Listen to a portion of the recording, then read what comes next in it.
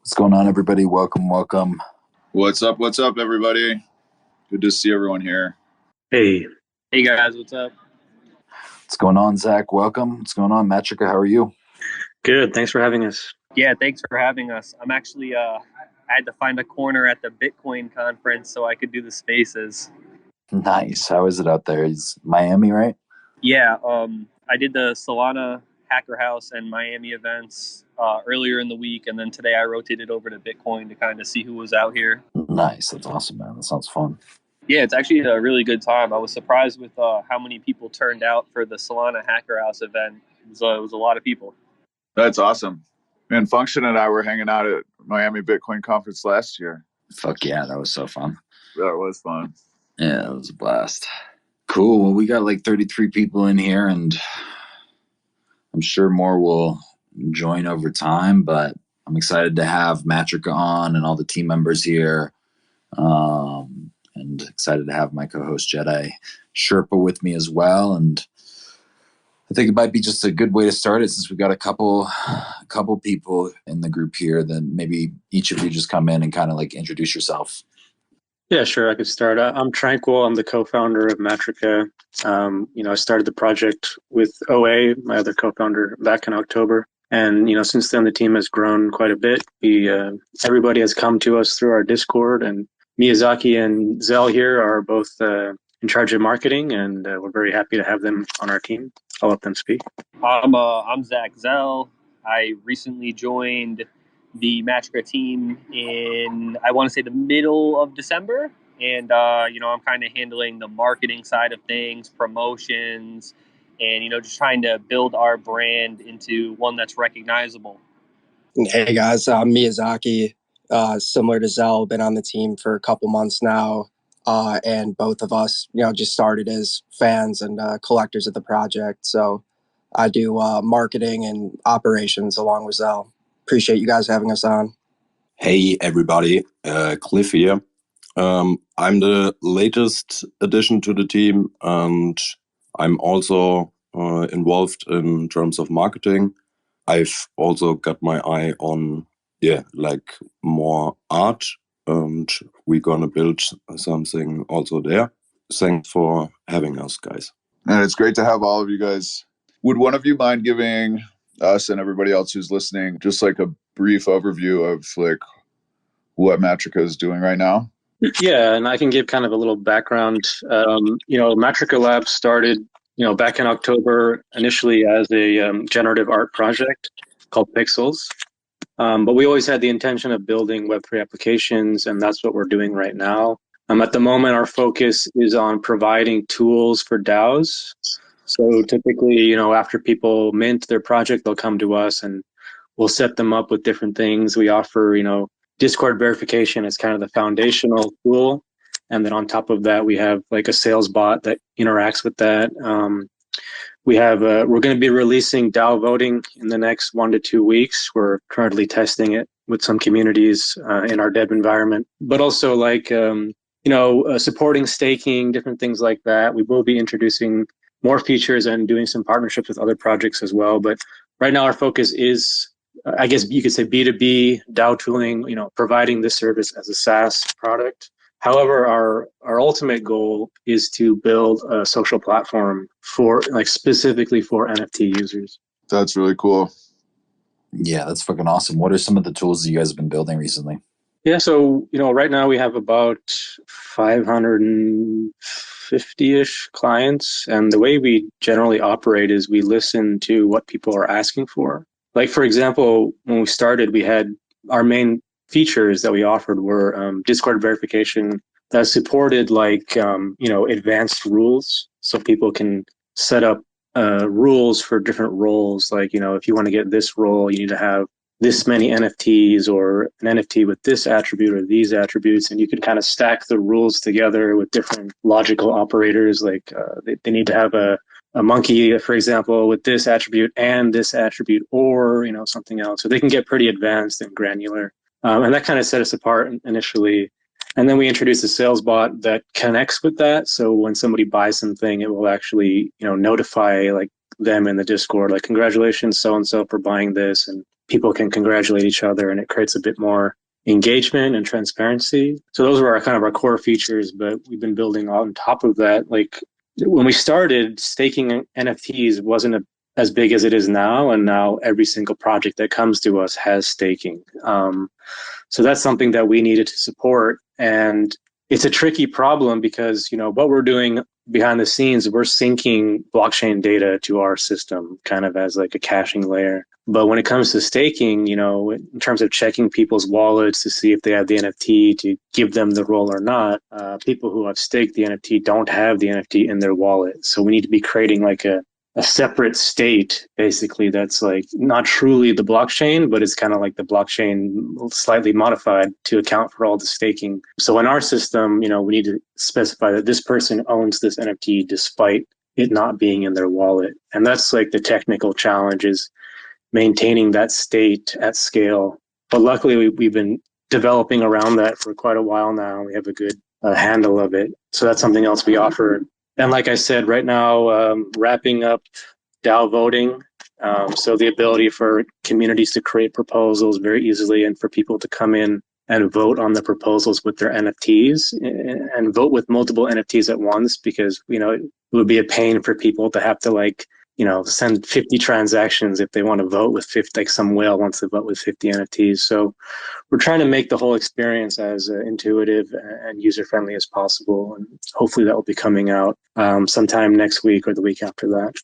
It does sound like a big challenge to figure out how to code around, because it's not as though there's 3 centralized staking platforms that everyone stakes with and you can just build a relationship with them that verifies. It sounds like you have to basically create a mirror image of the blockchain that is holding some information in place that otherwise is getting moved on the blockchain.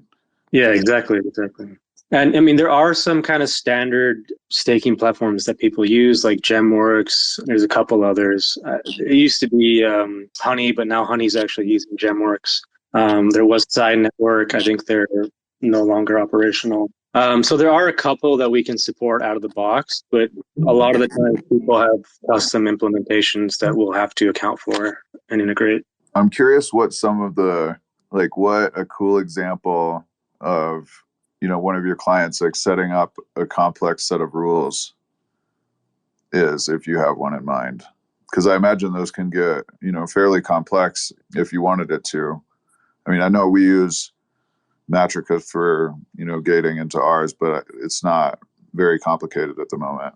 Yeah, I think generally people don't get that complex and granular. There was one project that had certain rules. It was emulating a startup, and you could be a developer or different positions in the company. And I know they had it was kind of like a game, like an ARG game almost, and they had some complex logic around that. But generally it's pretty simple. Actually Monkey DAO I guess they didn't realize that we had the feature, or I don't know, but they recently implemented it and created different channels for the different sub attributes. So that's generally what you see. But, occasionally people do get very complex. We had somebody that put 100 different rules for I don't know why, but yeah, that was the most complex one. And within each of the roles, you can set independent permissions to different channels and that kind of thing. Yeah, it's kind of a hybrid approach. So on the one hand, you're setting up certain permissions on the Discord level. So you create the role, and then you'll set up, which channels can be accessed with that role. And then on our side, you get the same role and you apply all the NFT logic to it. So these two come together. I see. So in order to get access to whatever role in Discord, you have to have this combination of 3 NFTs, or you get excluded or something. Yeah, exactly. That's actually really cool. My imagination gets going on all the possibilities you could do with that. It definitely adds a level of engagement to the community, and it creates, a more gamified experience. People want to unlock different features, and it gives an incentive to collecting more NFTs from the project. And you can actually create some pretty interesting experiences around this gating concept.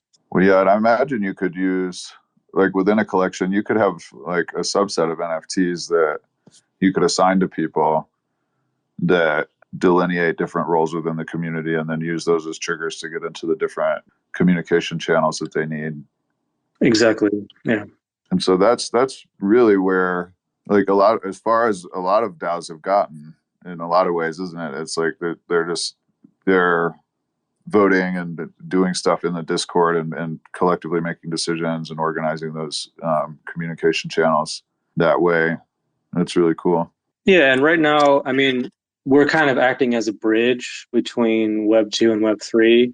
And from a data perspective, like the only personal information that we have to save is your Discord, link. And if it was up to us, we would store nothing, right? And we don't use anybody's data. That's not our model. It just sits there in our database. We have no interest in that. And kind of even Discord and Twitter, I mean, people use them because they're available, but neither of these tools is catered towards crypto. I mean, managing a NFT community on Discord, just the way the direct messaging system works is a nightmare. Keeping track of like announcements, 100+ different Discord servers is impossible. So we're acting as a bridge right now, but ultimately we hope to provide kind of an all-in-one solution that handles these different needs, but from a crypto native perspective. That's really awesome. Just to give you like a brief headline of kind of the perspective that I'm coming at this from, because I think it'll just add context to the conversation, is, myself and a team have been working for 5 years, kind of working out the like organizational design and the legal structuring of how to set up a distributed organization with the intention of being able to link it up to a DAO infrastructure where decision making is getting made on chain and so forth. And then now are coming into the Solana ecosystem with that constitution and that kind of organizational theory, and now like searching around to figure out what tools are available on Solana and that we can start to implement in order to develop that further and build a DAO based on that organizational design model and that constitution. And so it's cool hearing in a lot more detail what you guys are up to, because it's giving me all kinds of ideas about how we could organize our Discord or interact with the community in this Web3 dimension, because it's very different than trying to get a bunch of people in real life to decision make in a collaborative way. Like you need whole different types of communication and communication lines and stuff. And so it's cool to see the ecosystem working that stuff out. Yeah, I think there's a lot of like new and novel approaches that developers and creators can take. We're all very much like accustomed to the Web 2 way of thinking, but Web 3 opens up so many possibilities that just weren't there before, and it's sort of like imagining and thinking outside the box. Like there's so much opportunity for that right now. I agree with you 100%. Like the cognitive journey into understanding like the Web3 landscape, and I'm not saying that I fully do, but I feel like I'm starting to get like a decent glimpse of it and feel the whole different, like just the whole different way of thinking that it implies, where there's just so much more space for elegantly ordered complexity and novel solutions and that kind of thing. It's really cool. Yeah, and just the speed that you can move and the way that you can operate. Like, for example, with Matrica Labs, the team, they all we didn't have to like hire a recruiter and go out and try to find somebody. Like they all came to us directly through the Discord. They were fans of the project. We hired them without ever even seeing their faces, not even knowing their real names. And we're able to operate very efficiently as a company, as a team, without all these things that, in a traditional business, people would be like, aghast. Like, what? You don't know your employee's real name. You don't even know what your employee looks like. How can you run a business like that? And I always felt that I've been working in software, engineering for 10 years in Web 2, and just, the sort of the preconceived notions of my managers and stuff, and sort of the way they micromanage their employees, and they don't trust their employees, and you got to be in the office, you got to be filling your hours, blah, blah, blah. Like all of that stuff doesn't really matter if you hire the right people. And I think this is all being proven right now. I think when you hire the right people, you have to be aware that they don't give too much speed, like don't burn out, because too much engagement, this is the foundation for success. But yeah, it's basically we all have to be like our own masters of our structure and when we do what. But I love it. Yeah, I think a lot of people who are in Web3 are in it because they want to be in it. You know, they have their normal Web2 job or they quit their Web2 job and they are not necessarily Web2, but just traditional job. And they want to be in this space. They're excited. They're passionate. So, like Cliff said, everyone is kind of their own master and that works out well. Especially when you give people ownership of their particular role or department and let them do what they want to do and give them that freedom. I think that's the best way. Yeah, it's really cool to hear you describe how it all came together, because I think that is in many ways representative of like the Web3 dream or ideal, right? Where you can come up with an idea, get a little bit of traction around it, people start to come around, and it just like the right people show up at the right time and you're able to bring them on, and this thing happens. Yeah, I think there's like what's happening right now in the whole ecosystem is like everyone's trying in their own ways to figure out how to create the conditions for that emergence. And it does require a different mindset where everybody is self-led. Everyone is like, they know better than to burn themselves out in the first 2 weeks and then have to like disappear or, whatever. So it takes a certain amount of sovereignty and self-discipline and self-awareness in order to even like function in a Web3 mindset and environment, I think. Yeah, I think it also may be like, we're witnessing kind of like a generational sort of shift in perspective of like the boomer generation and the older generations kind of retiring and moving out and the younger generations stepping up and, the way they think about things. And because they've experienced the other side themselves working for, bosses and stuff. And they know what they don't like and what they don't think works. And they don't have those same, preconceived notions. So when they come into managerial positions or when they start their own projects, they can try out new ideas that haven't really been tried out or proven before. That's a really good point.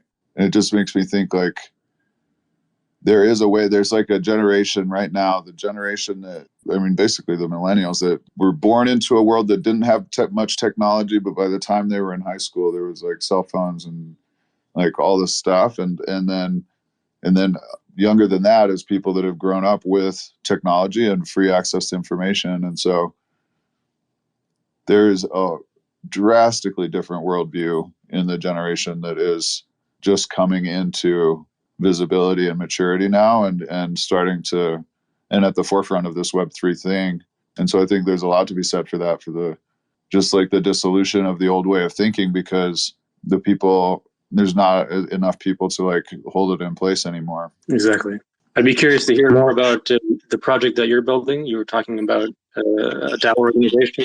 Yeah, so Function and myself and a couple others spun up this NFT project called Shmoes, Not So Average Club. And then we launched it and then put this constitution that we had been working on for like 5 years prior as a central document. And then now the community is reading the constitution and forming their own perspectives about it. And we're like circling around it now with the intention to together build a DAO or like attempt to build a working model of a DAO inside of the Joe Schmo community.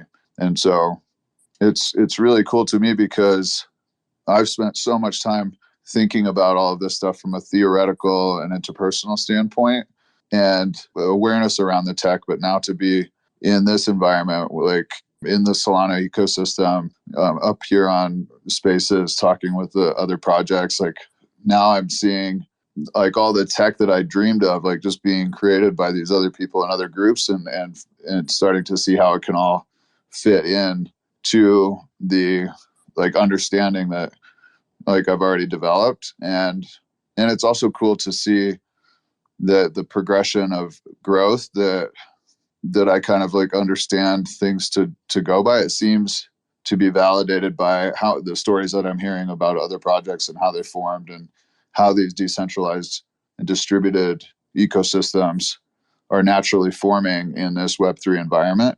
And I think that's a big part of what defines Web3 is that flexible, dynamic, interdependent, but without a single point of failure kind of ecosystems. So what kind of decisions would the DAO be making? Would it be in regard to the NFT project? This brings up a really interesting question, because, and this is where what we're trying to figure out now is like, what are the layers of decision making? Because a lot of the thinking that we were doing was like about like within the team that's operating the DAO, like how would that power structure stay distributed and without a fixed hierarchy. And so now I'm realizing, like, in interacting with this new ecosystem, I'm realizing like what parts we hadn't considered fully yet. And so part of that is like who votes on what at what layers, and like and how do you determine all of that? And so the DAO itself would, in the way that we would conceptualize it, would break down into subspheres that would each be specialized in, around different needs of the shared goal of the DAO. And theoretically, those would each have like a multi-sig wallet, and there would be rules of governance that would determine how those funds are distributed inside of the ecosystem. But it's still yet to be, like, I still haven't figured out how to get my mind exactly around like where the voting power gets directed at the different layers of scale inside of the DAO ecosystem. Does that make sense? Yeah, it's a tricky problem, right? Because on the one hand, you want certain people to have a certain responsibility, because then that at least that this person is focused on a certain job, and you can rely on them to take care of it. So it makes sense to have a certain leadership structure, but at the same time, right, you don't want them to be having too much power. You don't want it to be co-opted by a small group of people. So yeah, it's kind of a balancing act. I think delegation is an interesting concept, especially in a decentralized vote, because kind of anybody can ask for people to delegate their votes to them and almost like run for office in a way, but they're not necessarily running for a certain position. I've seen that in a few DAOs, and I think it's pretty cool. But again, yeah, like also just who gets to make proposals and who gets to be in charge of which particular section of the project. Yeah, kind of anything goes right now. So figuring out what the best way to do this is still being figured out. I'm sure there's a lot of different theories. I think that's like one of the cooler sides of Web3 right now, because no one really knows what the right direction to go is. We all have ideas, we're all trying things out, and we're all building. So ultimately, you have a bunch of these Web3 companies and DAOs trying out different things. And I feel like at the end, after maybe a year of trying new things, we're going to get a better idea of how the structure is going to look, if that makes sense. We're kind of in a period where everyone's trying new things. We're kind of still new in the space. So as more and more projects come into it and more builders start working on new concepts, we're going to start seeing developments, and then we're going to see other projects take those developments and build on top of them. And I think that's like one of the coolest parts about Web3. Man, 100%. We're still feeling our way around in the dark a little bit. And all of these different projects are trying different things, and they're all well-informed ideas, and I think and as one project and another start to naturally flourish and do well, like it's going to soon, like patterns are going to start to emerge where it's like, oh, okay, like do that or that if this is your context, and like you said, the structure is going to reveal itself as we all keep experimenting. And so it's just a cool like place to be in the world, and a cool kind of ecosystem to be interacting with. We're right at that kind of emergent frontier of the human evolution and self-discovery and building of technology. It's really cool.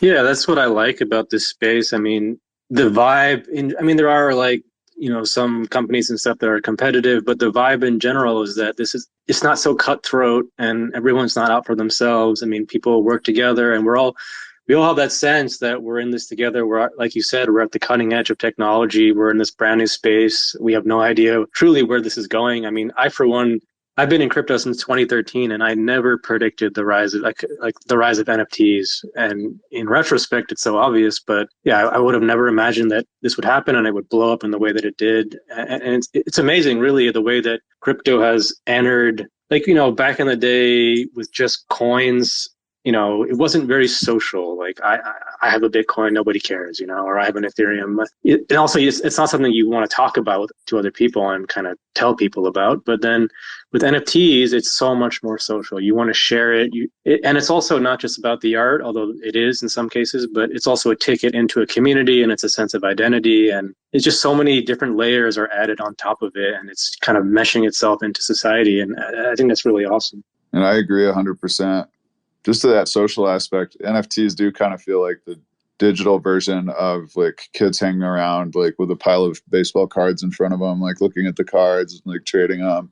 It's so much different than sitting there with piles of coins, like a bunch of merchants, like trading them. It's just a different energy, It's much more playful. You just got a lot more humanity to it.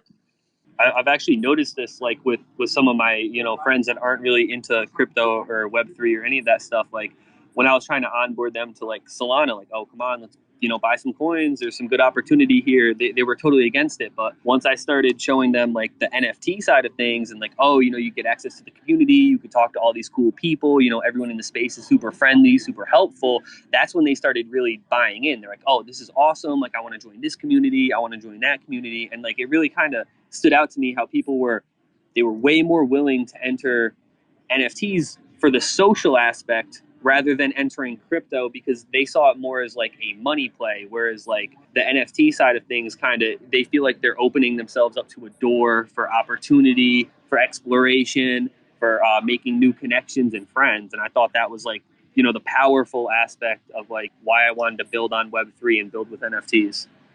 Yeah, that's awesome. I'd say on that note, let's see if the audience has anything to say, any questions, or let's get some hands up. Z, what's going on, man? Welcome.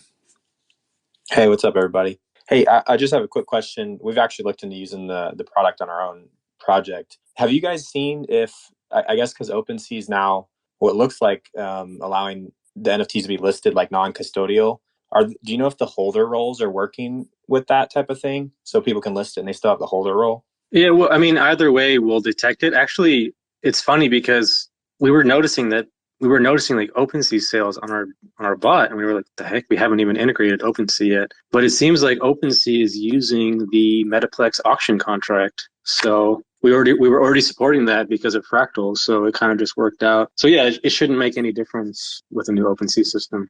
Yeah, they were pretty cool about going about it and making sure it's just like, hey, even if you're not listed, you'll get an offer. My friend got a weird offer last night. Yeah, I like the way things are moving in terms of like non-custodial listings. I think it makes so much more sense. If there's no reason to do it, then why should we have to take anything out of our wallet? I think it's great that we're leading towards that direction, because there was a month or two, like when my team was setting up the staking platform for people, they were like, without being able to explain why they wanted it, they're like, we need it on chain, we need this. I'm like, well, it's on chain, but we're verifying it here on this L1, L2, however, and like, on chain. And then, of course, like 2 months later, everyone's like, hey, non-custodial, all this. I'm like, oh my God. I think it's fantastic. I mean, I think of it like any other thing I own. I mean, even if I have my house listed for sale, I still own it and I should still have, the rights to it and whatever other privileges.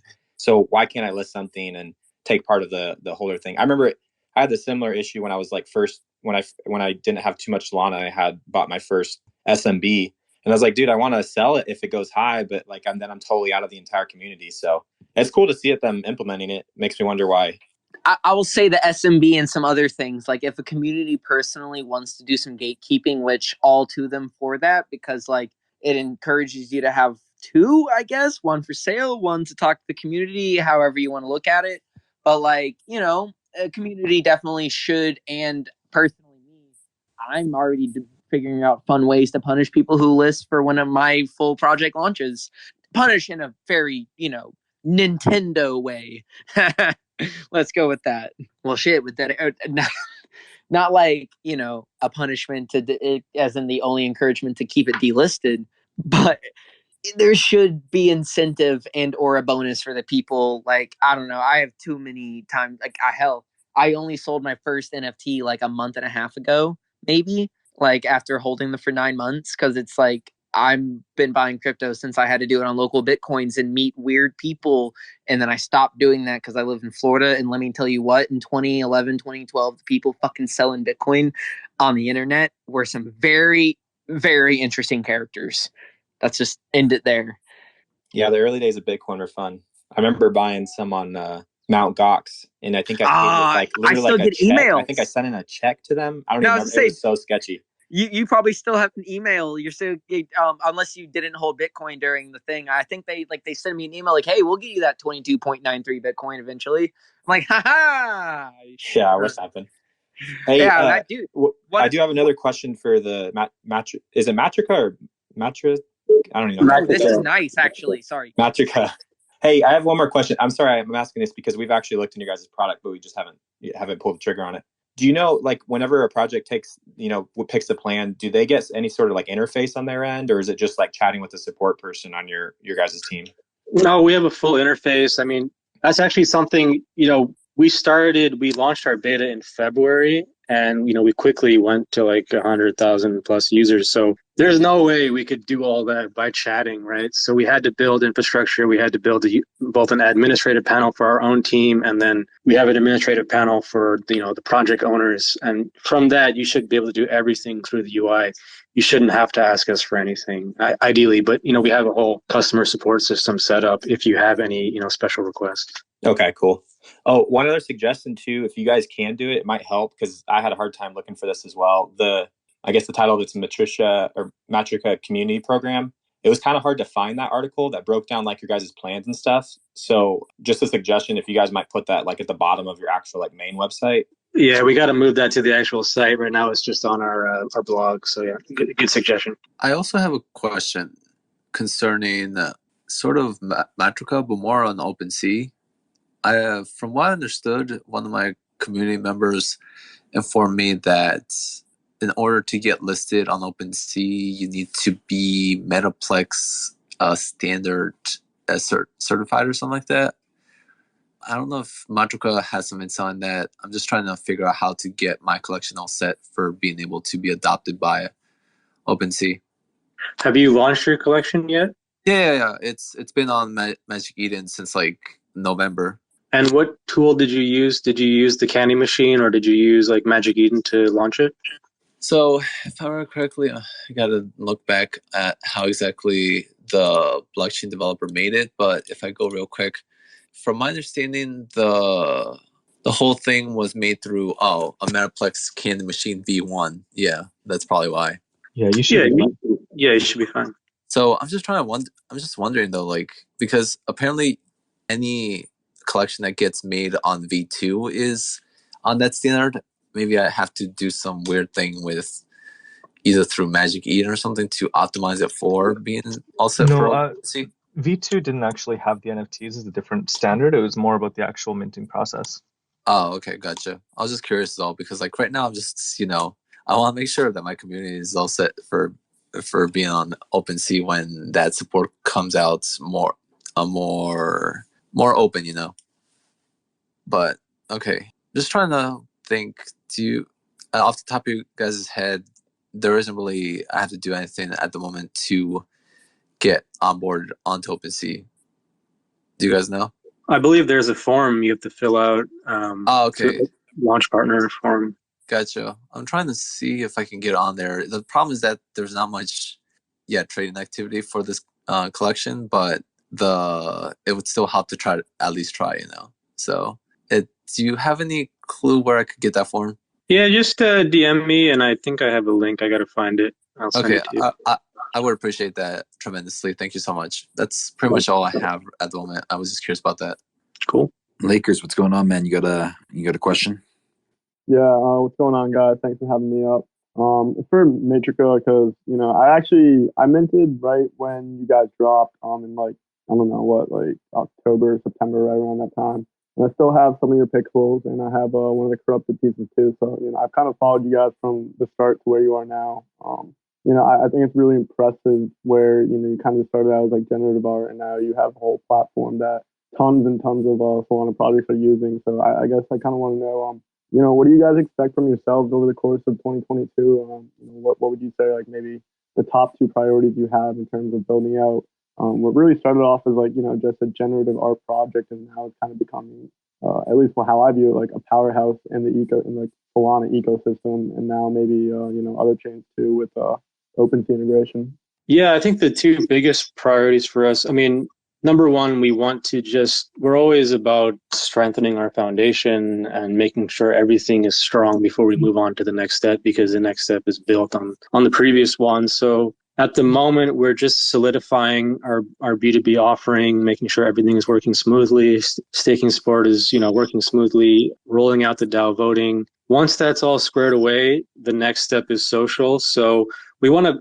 kind of direct the social, not just like have it be, people just talking about whatever. So at first it's going to be kind of around the DAO and allowing people to talk about different proposals and add friends, to direct message each other. And the biggest thing is we want to create a feed because, we worked in Web2 social for a while and several different social media companies. So we have a lot of experience in building social feeds. So just the ability to follow other users, to follow other projects, and to get things like, Discord announcements in your feed, on-chain activity in your feed, see what your friends are minting, different things like that. So you have this kind of streamlined and customizable source of alpha, which can be a little bit more difficult with things like on Twitter, for example, because you have a lot more noise. You have different, kinds of people that you follow. It's not all just crypto. And our goal is to really make something completely tailored for the crypto community. So that's one aspect. So like getting into social and starting that out, because that is our ultimate goal. But the second thing is also going back to, and thanks, by the way, for being part of the community for so long and for getting in early. And we really want to continue to bring value to our NFT holders. So we want to expand on the Pixels collection, develop things around that. We do want to begin our burning process and having the community tailor the collection to the pieces that they like the most and reduce the overall supply and just generally bring value to the collection. Actually, Cliff Rogers here is our creative director, and he's kind of taking control of that and helping us decide, how to best take the project forward. And he's also in charge of something we have on the side, which is called Matrica Labs Presents, which is about, the one-of-one art space. And again, we get kind of lost in the dev sometimes, the dev side of things and building applications, but we are still very much about the art and the NFTs. And I'll let him speak a bit about that if you'd like, Cliff. Yeah, sure. So basically, we don't jump on a current meta where like art projects like the gods or soul gods are getting traction and making a good job basically. So that's my first note. We don't want to make something because it's cool now. I bought a lot of one-on-ones in like the last 3 months, over 100, and basically Matrica was the reason why I joined the one-on-one space. So back in November, we had our first auction from a older artist from the States. Harold Rose is his name. He's also like a teacher for, I don't know, witchcraft and botanical themes. We launched their 5 pieces, 5 one-on-ones through an auction. And basically, we are an art-focused project. Community members noticed. We have a great community, by the way, since the beginning. So we, like you guys said, we're here since the beginning of October, and we experienced like all of these projects who were here so long. As you can say that we experienced a lot of ups and downs, and we have a great community and great minds in it, and also a few cool collectors as community members, like Cold Brew, who is a listener at the moment, or Rob 747. And I'm happily in charge to like take the lead to get some ideas and make some connections to like cool artist, what I already made before I joined Matrica. So it was like more organically process for me. So before I joined Matrica, I was planning to like onboard artists to the chain here in Germany, like in Berlin or in Leipzig or in Munich. And then over a month ago, I joined the Matrica team, and we have some cool things to roll out, not only art-wise. Tranquil said our next step is then after the DAO tool, the social phase. And yeah, we have a lot of users already on our platform, and basically with the DAO voting phase, this is the first phase where users actually using Matrica, because at the moment no one is using it instead of verification. Basically very, very hyped. We have a very cool team. We are basically every day in talks and talking out what we can deliver in different topics, and happy to be a part of this mission, and community and holders of us can be very excited what the future brings. No, yeah, Thank for you. sure. There's there's a lot to be keeping track and just watching out for in that Discord. So, I'm pretty happy to be a part of it and found it early on. And then, are you guys going to be at NFT NYC by chance in June? I'll be there.